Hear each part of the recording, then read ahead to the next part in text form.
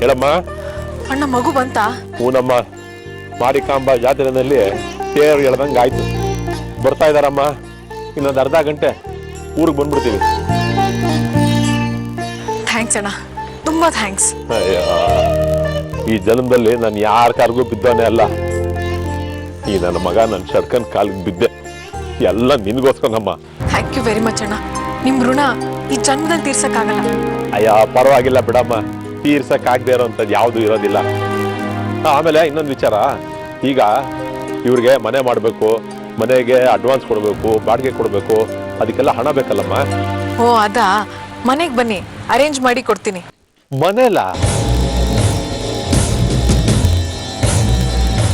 ಮನೇಲಿ ಹೆಂಗಮ್ಮ ದುಡ್ಡು ಕೊಡಕ್ಕಾಗತ್ತೆ? ಎಲ್ರು ಇರೋದಿಲ್ವಾ? ಮನೆ ಫಂಕ್ಷನ್ ಬೇರೆ ಇದೆ ಅಂದೆ. ಹೌದು ಇದೆ. ಮತ್ತೆ ಅವ್ರು ಎಲ್ರ ಮುಂದೆ ದುಡ್ಡು ಹೆಂಗಮ್ಮ ಕೊಡಕ್ಕಾಗತ್ತೆ? ನೀನು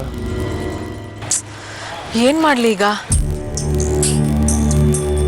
ಒಂದ್ ಕೆಲಸ ಮಾಡಿ, ಅವ್ರ ಅಕೌಂಟ್ ನಂಬರ್ ಕೊಡಿ, ನಾನು ಅವ್ರಿಗೆ ಟ್ರಾನ್ಸ್ಫರ್ ಮಾಡ್ತೀನಿ. ಅಕೌಂಟ್ ನಂಬರ್ ಅವಂದಾ? ನಂಗೆ ಗೊತ್ತು, ನಮ್ಮಪ್ಪನ account number 2335 KG Doddi branch. ಸುಮ್ಮನೆ ಕೂತ್ಕೊಳ್ಳಮ್ಮ. ಅಯ್ಯೋ ಅವನ ಅಕೌಂಟ್ಗೆಲ್ಲ ಬೇಡಮ್ಮ, ನೀನು ದಯವಿಟ್ಟು ನನ್ನ ಅಕೌಂಟಿಗೆ ಟ್ರಾನ್ಸ್ಫರ್ ಮಾಡ್ಬಿಡು, ನಾನೆಲ್ಲ ನೋಡ್ಕೋತೀನಿ. ಎಷ್ಟಮ್ಮ ಟ್ರಾನ್ಸ್ಫರ್ ಮಾಡ್ತೀಯಾ? ನೀವೇ ಹೇಳಿದ್ರಲ್ಲ ಅಣ್ಣ, 1 ಲಕ್ಷ ಅಡ್ವಾನ್ಸು 15,000 ಮನೆ ಬಾಡಿಗೆ ಅಂತ. 1 ಲಕ್ಷ ಅಡ್ವಾನ್ಸು 15,000 ರೂಪಾಯಿ ಅವ್ರಿಗೆ ಕೊಟ್ಬಿಡ್ಬೇಕಮ್ಮ. ಮೇಲಿನ ಖರ್ಚಿಗೆಲ್ಲ ಏನು ಮಾಡಲಿ? ಒಂದು ಕೆಲಸ ಮಾಡು, ಒಂದು 2-2.5 ಲಕ್ಷ ರೂಪಾಯಿನ ಟ್ರಾನ್ಸ್ಫರ್ ಮಾಡು. ಸರಿ ಅಣ್ಣ, ನೀವು ಅಕೌಂಟ್ ನಂಬರ್ನ ಮೆಸೇಜ್ ಮಾಡಿ, ನಾನೇ ನೆಟ್ ಬ್ಯಾಂಕಿಂಗ್ ಇಂದ ಮನಿ ಟ್ರಾನ್ಸ್ಫರ್ ಮಾಡ್ತೀನಿ. 4 ಗಂಟೆಲಿ ನಿಮ್ಗೆ ದುಡ್ಡು ಬಂದ್ಬಿಡುತ್ತೆ. ATM ಕಾರ್ಡ್ ಇದೆ ತಾನೆ ಡ್ರಾ ಮಾಡ್ಕೊಳಕ್ಕೆ? ಅಯ್ಯೋ ಎಲ್ಲ ಕಾರ್ಡು ಇದೆ, ಆದಷ್ಟು ಬೇಗ ಟ್ರಾನ್ಸ್ಫರ್ ಮಾಡಮ್ಮ ದುಡ್ಡನ್ನ. ಸರಿ ಅಣ್ಣ.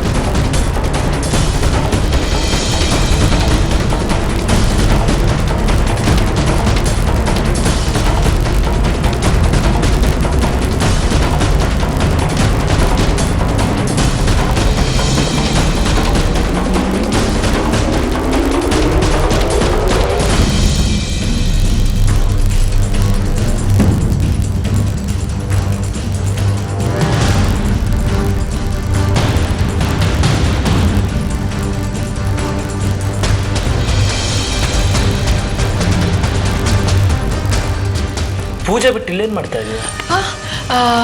ಏನಿಲ್ಲಪ್ಪ. ಇಂಟರ್ನೆಟ್ ಚೆಕ್ ಮಾಡ್ತಾ ಇದ್ಯಾ? ಹೌದು, ಅರ್ಜೆಂಟಾಗಿ ನನ್ನ ಕ್ಲೋಸ್ ಫ್ರೆಂಡ್ಗೆ ಮೇಲ್ ಮಾಡಬೇಕಾಗಿತ್ತು. ಫಂಕ್ಷನ್ ಬಿಟ್ಟು ಅಂತ ಇಂಪಾರ್ಟೆಂಟ್ ಫ್ರೆಂಡಾ? ಯಾರದು ನೋಡೋಣ. ನನ್ನ ಸಿಂಗಾಪುರ್ ಫ್ರೆಂಡು. ಅದಕ್ಕೆ ಯಾಕೆ ಅಷ್ಟೊಂದು ಗಾಬರಿ ಆಗ್ತಾ ಇದೆಯಾ? ಇಲ್ಲಪ್ಪ, ಅದಕ್ಕೆ ಗಾಬರಿ ಆಗಬೇಕು? ನೋ, ನನಗೇನೋ ಸಿಂಪಲ್ ಮ್ಯಾಟರ್ ಅನ್ನಿಸ್ತಾ ಇಲ್ಲ. ಯಾರದು ನೋಡೋಣ. ಪ್ರತು, ಇದು ನನ್ನ ಪರ್ಸನಲ್ ಮೇಲ್, ಚೆಕ್ ಮಾಡಬಾರ್ದಲ್ವಾ? ನನಗೆ ಗೊತ್ತಿಲ್ಲದೆ ಇರೋ ಪರ್ಸನಲ್ ಮೇಲ್ ಯಾವುದದು? ನೋಡ ಕೊಡು. ಪ್ರತು ಪ್ಲೀಸ್, ಪರ್ಸನಲ್ ಮೇಲ್ ಚೆಕ್ ಮಾಡಬಾರ್ದು. ಒಂದ್ಸಲ ಹೇಳಿದ್ರೆ ಅರ್ಥ ಆಗಲ್ವಾ? ಕೊಡು ಅಂತ ಹೇಳ್ತಾ ಇದೀನಲ್ವಾ? ಬೇಡ ಪ್ರತು, ಪ್ಲೀಸ್ ಪ್ಲೀಸ್, ನನ್ಗಿಷ್ಟ ಆಗಲ್ಲ.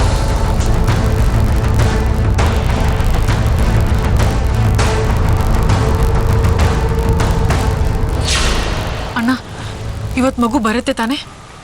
ಬರುತ್ತಮ್ಮ, ನನ್ನ ಮಾತಲ್ಲಿ ನಂಬಿಕೆ ಇದೆ ತಾನೆ?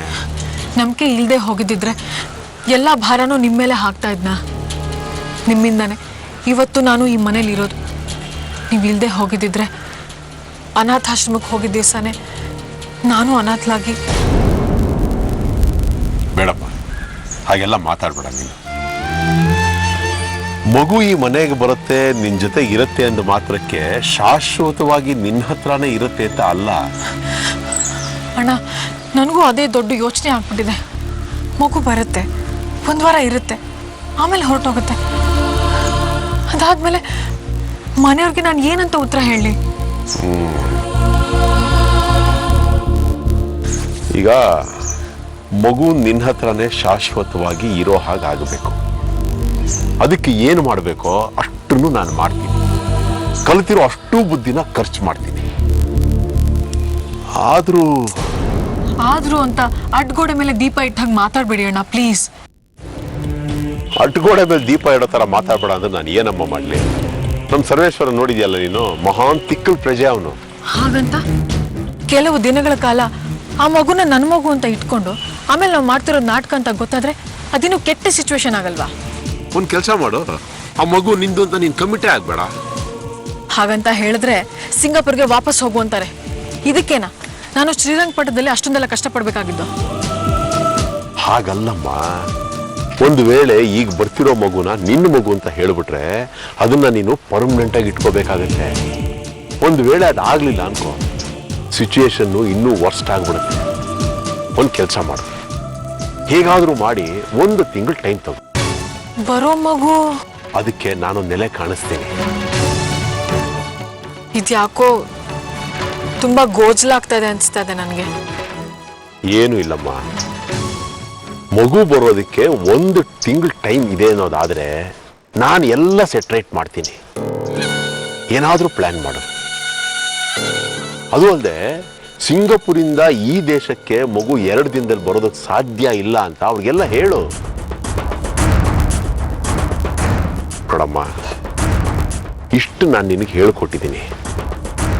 ಮುಂದಿನ ದಿನ ನೀನು ಯೋಚನೆ ಮಾಡು, ಟೈಮ್ ತಗೋ. 1 ತಿಂಗಳು ಟೈಮ್ ಸಿಕ್ಕಿದ್ರೆ ಮುಂದಿಂದೆಲ್ಲ ನಾನು ನೋಡ್ಕೋತೀನಿ. ಯೋಚನೆ ಮಾಡಮ್ಮ.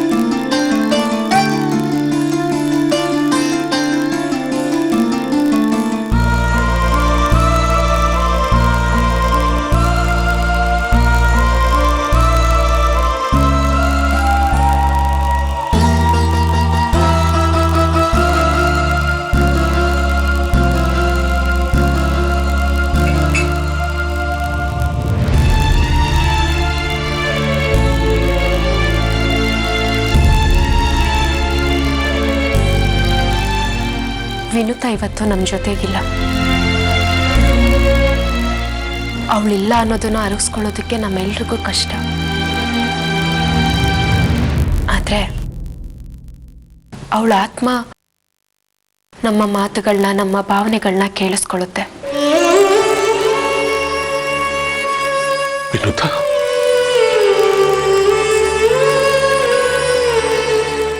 ವಿನುತಾ ಅಂದ್ರೆ ನಗು, ನಗು ಅಂದ್ರೆ ವಿನುತಾ.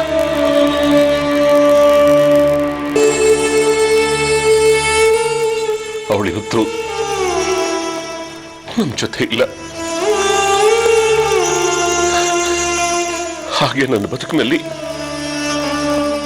ನಗುನೂ ಇಲ್ಲ.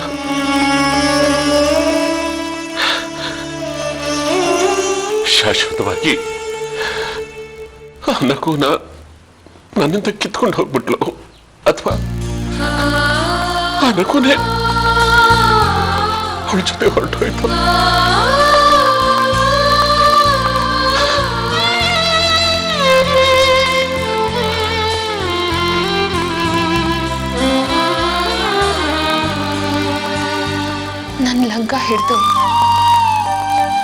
ಸದಾ ನನ್ನ ಹಿಂದಿಂದನೇ ಓಡಾಡ್ತಿದ್ದ ಹುಡುಗಿ. ಅವಳು ಮೊದಲು ಕಲ್ತ ಪದ ಅಮ್ಮ, ಆಮೇಲೆ ಅವಳು ಕರೆದಿದ್ದೆ ಅಕ್ಕ. ಅವತ್ತಿಂದ ಅವಳಿಗೆ ಅಕ್ಕನೇ ಪ್ರಪಂಚ. ಅಕ್ಕ ಹೇಳಿದ್ದೆ ಸರಿ, ಅಕ್ಕ ಕಲಿಸಿದ್ದೆ ಪಾಠ. ಏನ್ ಪುಣ್ಯನೋ ಏನೋ, ತಂಗಿ ಆದವಳು ಊರ್ಗಿದ್ದೆ ಆದ್ಲು. ಒಂದೇ ಮನೆ ಸೇರಿದ್ವಿ.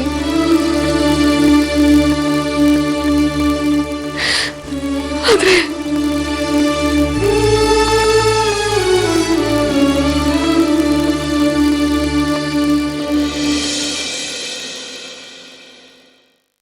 ಆತ್ಮೀಯಾಗಿದ್ದವಳು ಪ್ರತಾಪ್ ಹೆಂಡತಿಯಾಗಿ ಬಂದ್ಲು.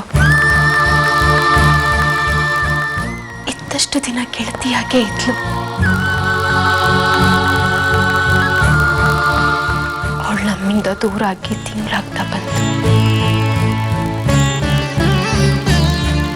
ಕಾಲ ಉರುಳುತ್ತೆ, ನೆನಪುಗಳು ಉಳಿಯುತ್ತೆ.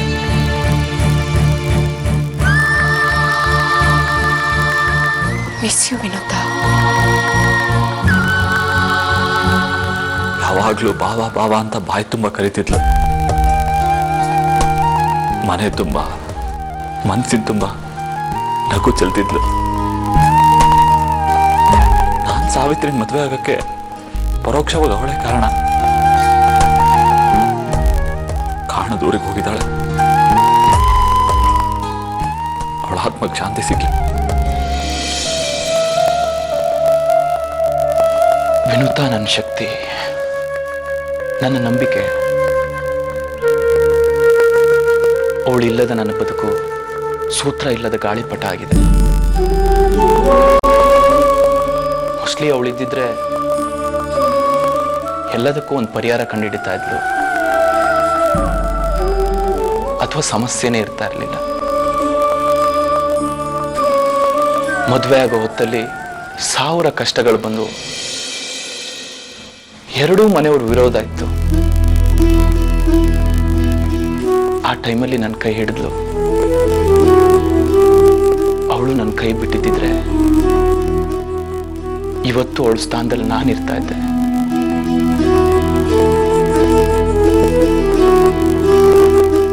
ಆದ್ರೆ ಅವಳು ನನ್ನ ಕೈ ಹಿಡಿದ್ಲು. ಈಗ ವಿನುತಾ,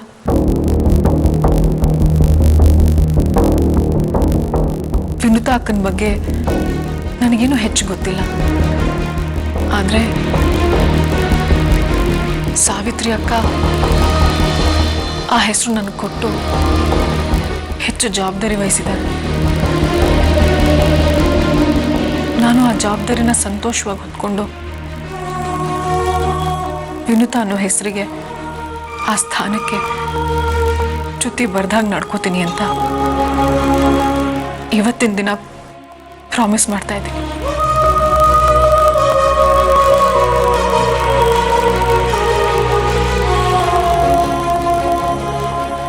ಆಂಟಿ,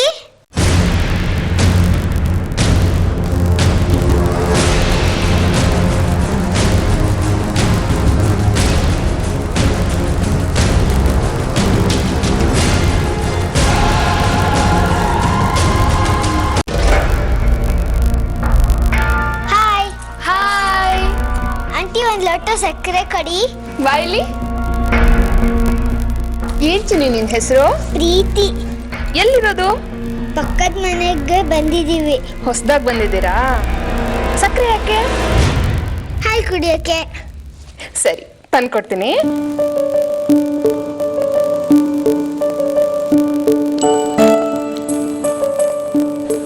ಯಾರ್ಯಾರು?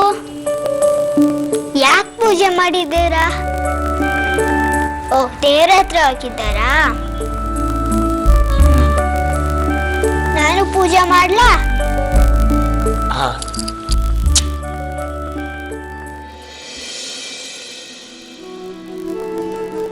ಮಾಮಿ ಆಂಟಿ, ನನ್ನ ಫ್ರೆಂಡ್ ಗೌರಿ ಅಮ್ಮ ಮೇಲೋಗಿಯಾರಂತೆ. ನೀವು ಬರ್ಬೇಕು. ಪಾಪ ಅವಳು ಯಾವಾಗಲೂ ಹೇಳ್ತಿರ್ತಾರೆ, ನೀವು ಬರ್ಬೇಕಾದ್ರೆ ಅವಳು ಕರ್ಕೊಂಬರ್ತೀರಾ?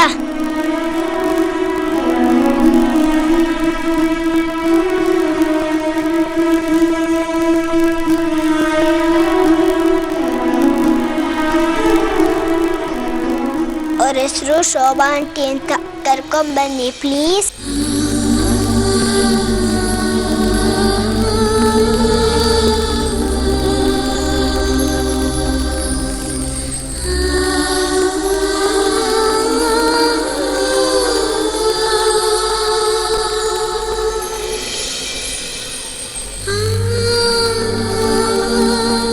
ಅಂಕಲ್, ನೀವು ಆಂಟಿ ಅಂಕಲ್ಲಾ? ನಿನಗೆ ಹೇಗೆ ಗೊತ್ತಾಯ್ತು? ಇವ್ರ ಫೋಟೋ ಇಟ್ಕೊಂಡು ಹೇಳ್ತಾ ಇರಲ್ಲ. ಪ್ರತಾಪ್, ಮಗು ನೋಡೋ ನಿನ್ಗೆ ಎಷ್ಟು ಬೇಗ ಹೊಂದ್ಕೊಂಡ್ಬಿಟ್ಟು.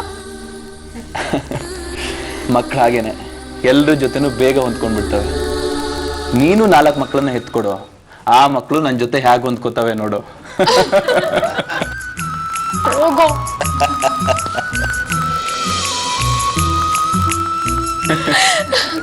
ಯಾಕೆ ಎಲ್ರು ನಗ್ತಿದ್ದೀರಾ? ಪಾಪ ಮಗುಗ್ ನಾವ್ ಯಾರು ಅಂತಾನೆ ಗೊತ್ತಿಲ್ಲ. ಬಾಚಿನಿ, ಎಲ್ರು ಪರಿಚಯ ಮಾಡಿಸ್ತೀನಿ. ನನ್ನ ಹೆಸರು ಸಾವಿತ್ರಿ.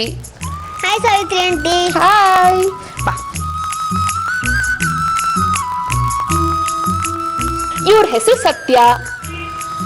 ಹಾಯ್ ಸತ್ಯ ಅಂಕಲ್, ನಿಮ್ ಚಾಯದ ಗಡ್ಡ.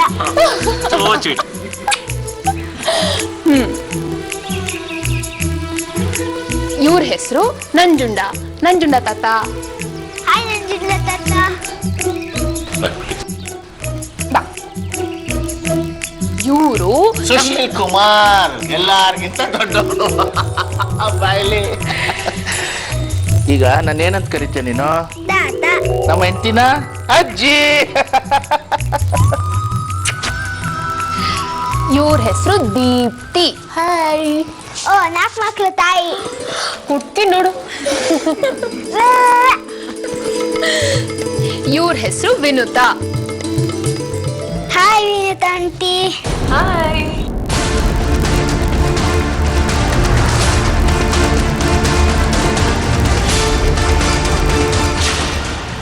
ವಿನುತನ್ ಶಕ್ತಿ ನೋಡಿಪ್ಪ. ಅವಳ ಕಾರ್ಯದ ದೆಸೆಯಿಂದ ನೀವ್ ನಮ್ಮನೆಗೆ ವಾಪಸ್ ಬರೋ ಹಾಗಾಯ್ತು. ಪೂಜೆ ಮಧ್ಯದಲ್ಲಿ ಆ ಮಗು ಬಂದಿದ್ದು ಎಲ್ರ ಮನ್ಸ್ಗೂ ನೆಮ್ಮದಿ ಸಿಕ್ತು. ಸೃಷ್ಟಿಯ ರಹಸ್ಯ ಅದು, ಸಾವಿನ ಹಿಂದೆನೆ ಜನನ. ಈ ಪೂಜೆಯಿಂದ ವಿನುತನ ಆತ್ಮಕ್ಕೆ ಶಾಂತಿ ಸಿಕ್ಕಿರುತ್ತೆ ಅಲ್ವಾ?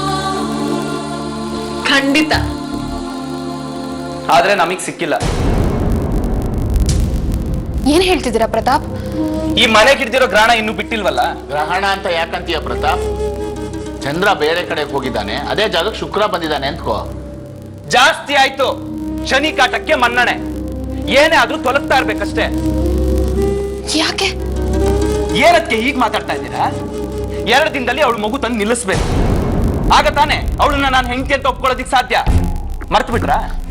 ಇಲ್ಲ, ಮರ್ತಿಲ್ಲ. ಆಗ್ಲೇ 2 ದಿನ ಆಗೋದು. ಇವತ್ತಿಗೆ 3ನೇ ದಿನ.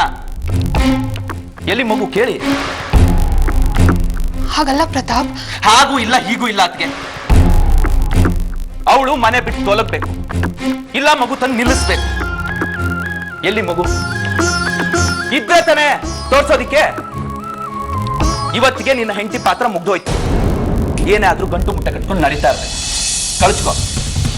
ನಿನ್ನಿಂದಾಗಿ ಮಗಂತರ ಪ್ರೀತಿಸ್ತಾ ಇದ್ದ ಮಾವ ಅವ್ರು ವಿಶ್ವಾಸ ಕಳ್ಕೊಂಡ. ನೋಡಿದ್ರ ಮಾಮ, ಇದೆಲ್ಲ ನಾಟಕ ಅಂತ ನಿಮಗೆ ಗೊತ್ತಾಯ್ತಾ ಈಗಲ? ಅದು ಇರಿ ಪ್ರತಾಪ್, ಅವಳಿಗೂ ಮಾತಾಡೋದಕ್ಕೆ ಅವಕಾಶ ಕೊಡಿ. ಅದ್ಗೆ ಜಾಸ್ತಿ ಮಾತು ಬೇಡ. ನನಗೆ ಮಗು ಬೇಕಷ್ಟೇ. ಅವಳು ಮಗು ತಂದು ನಿಲ್ಲಿಸ್ಬೇಕು, ಆಮೇಲೆ ಮುಂದಿನ ಮಾತು. ಮಾತಾಡು ವಿನುತಾ. ನಿನ್ ಮಾತನ್ನ ನಾವೆಲ್ಲರೂ ನಂಬಿದ್ವಿ. ಇವತ್ತು ಮಗು ಬರುತ್ತೆ ಅನ್ನೋ ನಿರೀಕ್ಷೆಲಿದ್ವಿ. ನಿನ್ನನ್ನ ನಂಬಿ ನಿನಗೆ ನನ್ನ ತಂಗಿ ಹೆಸರನ್ನ ಇಟ್ಟಿದ್ದೀನಿ. ದಯವಿಟ್ಟು ಆ ನಂಬಿಕೆಗೆ ಮೋಸ ಮಾಡ್ಬೇಡ. ಮೋಸ ಆದ್ರೆ ಸಂಬಂಧದ ಮೇಲಿರೋ ವಿಶ್ವಾಸನೇ ಹೊರಟು ಹೋಗುತ್ತೆ. ಹೇಳು, ಮಗು ಎಲ್ಲಿ? ಅಕ್ಕ, ಮಗು ಬರ್ಬೇಕಿತ್ತು. ವೀಸಾ ಪ್ರಾಬ್ಲಮ್ ಇಂದ ಬರಕ್ ಆಗ್ತಿಲ್ಲ. ನಾನ್ ಏನ್ ಮಾಡ್ಲಿ? Visa problem ಕೇಳಿಸ್ಕೊಂಡ್ರಪ್ಪ? ಕೇಳಿಸ್ಕೊಂಡ ಸತ್ಯ? ವೀಸಾ ಪ್ರಾಬ್ಲಮ್ ಅಂತ. ವೀಸಾ ಪ್ರಾಬ್ಲಮ್ ತುಂಬಾ ಚೆನ್ನಾಗಿ ನಾಟಕ ಆಡ್ತೀಯ. ಸ್ಕ್ರೀನ್ ಪೇನು ಅಷ್ಟೇ. ತುಂಬಾ ಚೆನ್ನಾಗಿ ಮಾಡ್ಕೊಂಡಿದ್ದಾಳೆ. ಡಬಲ್ ರೋಲ್, ಕಥೆನೂ ಇವಳೇ ಬರಿಬೇಕು, ಆಕ್ಟಿಂಗು ಇವಳೇ ಮಾಡ್ಬೇಕು. ಸುಳ್ಳಿನ ಮೇಲೆ ಸುಳ್ಳು, ನಾಟಕದ ಮೇಲೆ ನಾಟಕ. ಕಷ್ಟ ಆಗಲ್ವಾ? ಏನೇ ಆದ್ರೂ ಸರಿ, ಮನೆ ಬಿಟ್ಟು ತೊಲಗ್ತಾ ಇರ್ಬೇಕಷ್ಟೇ. ನಿಮಗೆ ನಂಬಿಕೆ ಬರ್ತಿಲ್ಲ ಅಲ್ವಾ? 1 ನಿಮಿಷ.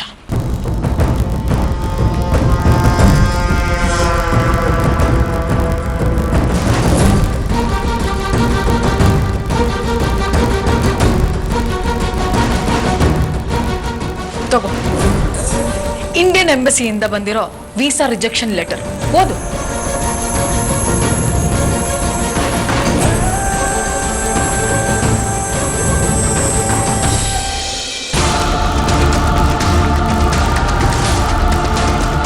ಈಗಲಾರು ನಂಬಿಕೆ ಬಂತ ಮಗು ಇದೆ ಅಂತ? ಇದು ನಾನು ಹೇಳ್ತಿರೋ ಮಾತಲ್ಲ, ಇಂಡಿಯನ್ ಎಂಬಸಿ ಹೇಳ್ತಿರೋ ಮಾತು. ವೀಸಾಗೆ ಅಪ್ಲೈ ಮಾಡಿದ್ದೀನಿ. ಅವಶ್ಯಕತೆ ಬಿದ್ದರೆ ನಾನೇ ಹೋಗಿ ಬರ್ತೀನಿ. ಮಗು ಬರೋಕ್ಕೆ ಇನ್ನೂ 1 ವಾರ ಆಗುತ್ತೆ. ಪ್ಲೀಸ್, ನನಗೆ ಇನ್ನೂ 1 ವಾರ ಟೈಮ್ ಬೇಕು. ಸಾಧ್ಯ ಇಲ್ಲ. ಪ್ರತಾಪ್, 1 ವಾರ ತಾನೆ, ಇರ್ಲಿ ಬಿಡು. ಆ ಗಡುವಿನೊಳಗೆ ಮಗು ಇಲ್ಲಿರಬೇಕು ಅಷ್ಟೇ. ಬನ್ನಿ ನನ್ನ ಜೊತೆ.